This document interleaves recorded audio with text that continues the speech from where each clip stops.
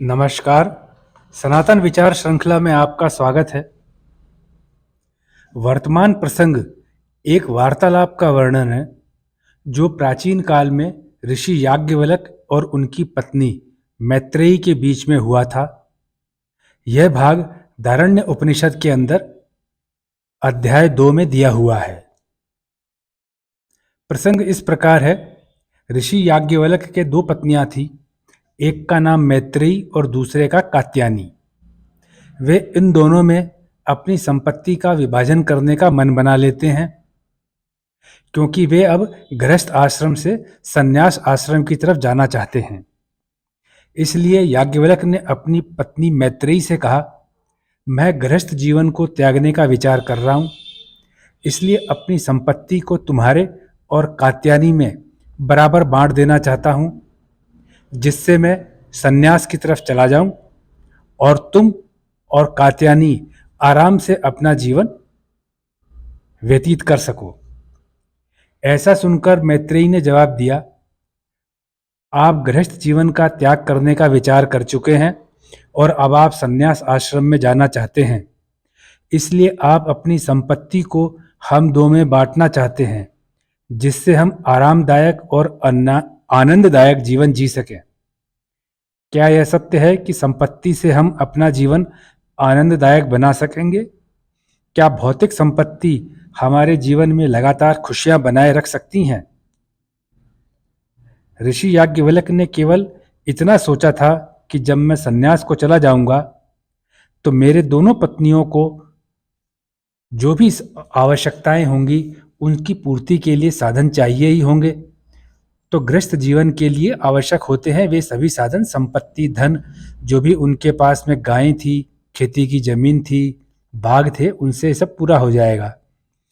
किंतु यहाँ उनकी पत्नी मैत्रेयी ने जो प्रश्न पूछा उसका भाव इस प्रकार निकाला, ऋषि याज्ञवल्क्य ने इस प्रकार से उसका भाव निकाला, अगर मुझे धरती की पूरी संपत्ति भी मिल जाए, अर्थात यदि इस धरती पर उपलब्ध सारे धन की मैं ही स्वामिनी हो जाऊं, तो भी क्या मैं हमेशा निरंतर आनंद में रह सकूंगी?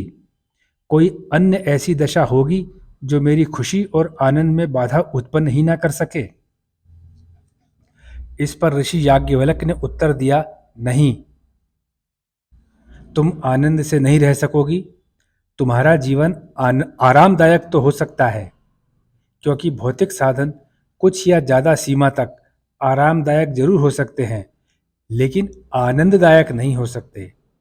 अमरता और परिग्रह, परिग्रह अर्थात चीज़ों को कलेक्ट करना, संग्रह करना, इकट्ठा करना, इन दोनों का मेल नहीं हो सकता। अमरता और परिग्रह का मेल नहीं हो सकता, इसलिए संपत्ति होना आनंददायक जीवन की निशानी नहीं माना जा सकता। जब ऋषि याज्ञवल्क्य ने अपनी मैत्रेयी को इस प्रकार का उत्तर दिया तो मैत्रेयी ने कहा, तो इस संपत्ति से मेरा क्या भला होने वाला है? जब एक दिन मृत्यु मेरे सामने आनी ही है, हर क्षण मृत्यु मेरी तरफ बढ़ ही रही है, प्रत्येक प्रकार की अस्थिरता वैसी की वैसी ही बनी हुई है। मुझे तो ये भी नहीं पता कि इस संपत्ति को मैं कब तक रख सकूंगी। ये भी मैं नहीं जानती कि यह संपत्ति मेरे पास से किस प्रकार से दूर नहीं जा सकती। जब सभी प्रकार के अस्तित्व में अनिश्चितता ही अनिश्चितता है, तो आपकी दी हुई संपत्ति से मेरा क्या भला होने वाला है? और आप स्वयं इन सब संपत्तियों को हम दोनों में बांटकर संन्यास आश्रम ग्रहण करना चाहते हैं। इसका अर्थ यह हुआ कि जो इन संपत्तियों से भी पाया नहीं जा सकता, वह आनंद यहाँ तो नहीं, लेकिन संन्यास के मार्ग पर जरूर है।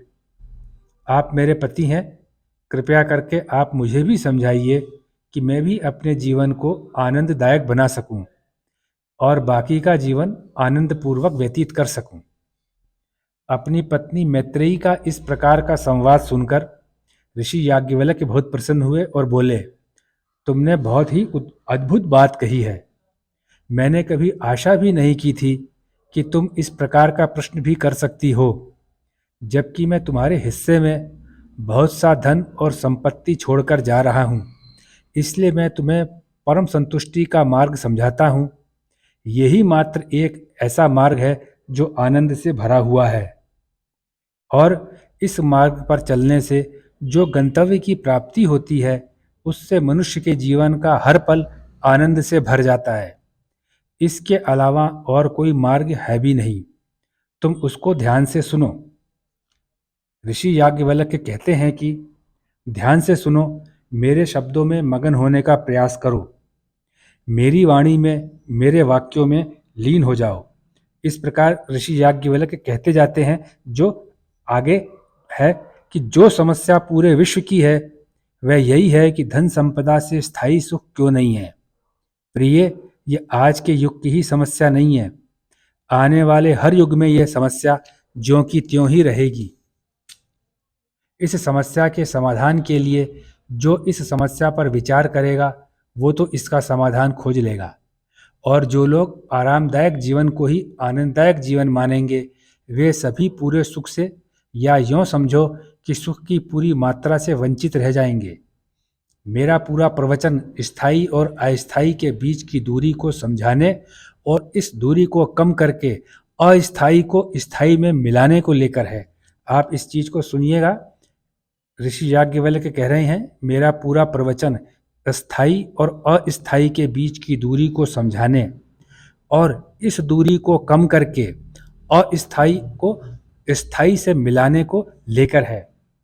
ऋषि पत्नी मैत्रेयी ने पूरी एकाग्रता से अपनी पति ऋषि याज्ञवल्क्य को सुना।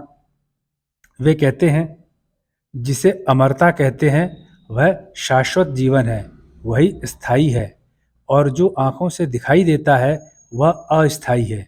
संपत्ति एक सामान्य पद है, यह कोई भौतिक वस्तु भी हो सकती है, यह एक विशेष प्रकार की मनोवैज्ञानिक स्थिति भी हो सकती है, या किसी प्रकार की सामाजिक प्रतिष्ठा भी हो सकती है, क्योंकि कोई भी वस्तु, कोई भी दशा या कोई भी उपाधि जो शारीरिक, मानसिक या सामाजिक रूप से आराम प्रदान करे वह सभी वस्तुएं संपत्ति ही कही जाती हैं। ये सभी प्रकार की संपत्ति अस्थायी ही मानी जाएंगी, क्योंकि समय के परिवर्तन के साथ साथ इन संपत्तियों में भी अपने आप परिवर्तन आता है। ये सभी संपत्ति के प्रकार समय के साथ एक शर्त में हैं। जैसे ही समय बदला, या तो शर्त बदलनी होगी या फिर संपत्ति के उपयोग को नष्ट करना होगा, क्योंकि इन सभी संपत्तियों का मूल्य समय के अनुसार है। मनुष्य को अपनी संपत्तियों का मूल्य उपयोग के अनुसार समझना चाहिए, इसमें धन का कुछ भी लेना देना नहीं होता है। इस प्रकार याज्ञवल्क्य उस जमाने में आज के हजारों साल पहले इस प्रकार का दर्शन अपनी पत्नी को दे रहे हैं। इससे हमारी स्वयं की समझे जाने वाली संपत्ति में एक हिस्सेदार समय भी होता है, जिसे मनुष्य हमेशा ही अनदेखा करता है। यह जब समय उस संपत्ति से अपनी हिस्सेदारी निकाल लेता है तो संपत्ति का मूल्य इतना कम हो जाता है कि हम उस संपत्ति के होते हुए भी निराश हो जाते हैं।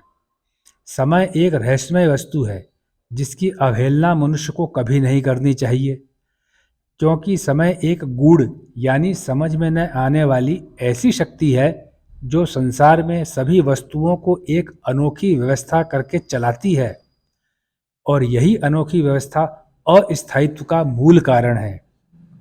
ये चिंतन है ऋषि याज्ञवल्क्य का।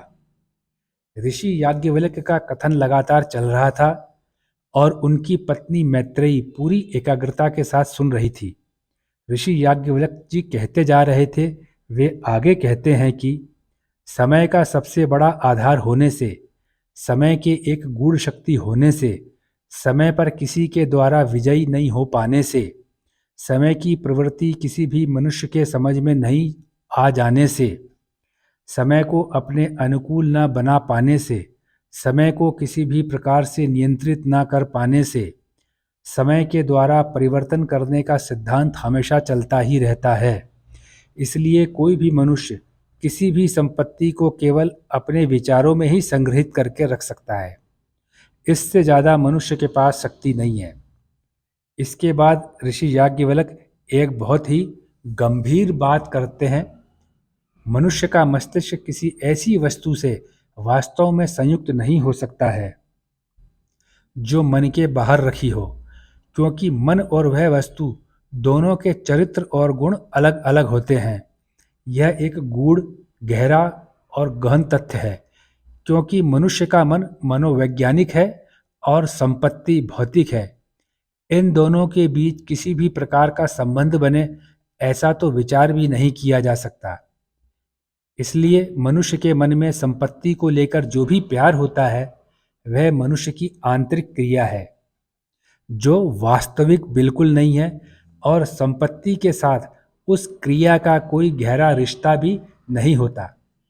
इस आंतरिक क्रिया से मनुष्य के मन में एक भ्रम की अवस्था बनती है, जिससे संपत्ति के प्रति लोभ और उस संपत्ति को प्राप्त करके प्रसन्नता सी महसूस होती है, और यह प्रसन्नता और खुशी की अवस्था मन में ही रहती है, संपत्ति में जाकर कभी नहीं मिलती। मनुष्य को याद रखना चाहिए कि मन किसी संपत्ति विशेष को पाना नहीं चाहता, बल्कि मानव का मन संपूर्णता को ही प्राप्त करना चाहता है और संपूर्णता को ही प्राप्त होना चाहता है। मन अपनी पूर्ण अवस्था को प्राप्त करने की चाहत में ही लगा रहता है। इसलिए प्रत्येक वस्तु या संपत्ति से मन को पूर्णता प्राप्त करने की आशा बनती है, लेकिन मन फिर से हार जाता है, क्योंकि व्यक्ति क्या होता है कि धन, संपत्ति, जमीन, जायदाद, इन सब की लोलुपता, इन सब के लोभ लालच के चक्कर में जो मन की असली ज़रूरत है उसकी तरफ तो ध्यान ही नहीं दे पाता, और मन का चिंतन कहता है कि कुछ भी, कोई भी प्रिय नहीं है। मन ऐसा बोलता है, उसको कुछ भी, कोई भी प्रिय नहीं है, कोई भी वस्तु पाने योग्य नहीं है। किसी भी वस्तु से प्रेम करना कोई लाभ का नहीं है। वह कुछ और ही है जो मुझ मन को संपूर्ण बना सकता है। मुझे उसी को प्राप्त करना चाहिए, ऐसा मन सोचता है। इस वस्तु को समझाने के लिए, जिसको प्राप्त करके मन संपूर्णता को प्राप्त कर सकता है, उसको बताने के लिए याज्ञवल्क्य जी कहते हैं, न तो पति अपनी पत्नी को प्रिय है, न ही पत्नी अपने पति को प्रिय है। प्रिय उन दोनों के बीच का रिश्ता है जो दोनों को प्रिय होता है। कोई भी बाहरी वस्तु पूर्ण और स्थायी प्रसन्नता नहीं दे सकती। केवल एक वस्तु जिसे समझना होगा, जो पूर्णता दे सकती है, वह है आत्मा। आत्मा कोई कहने सुनने वाला शब्द मात्र नहीं है, यह एक विषय है। इसको समझना आवश्यक है।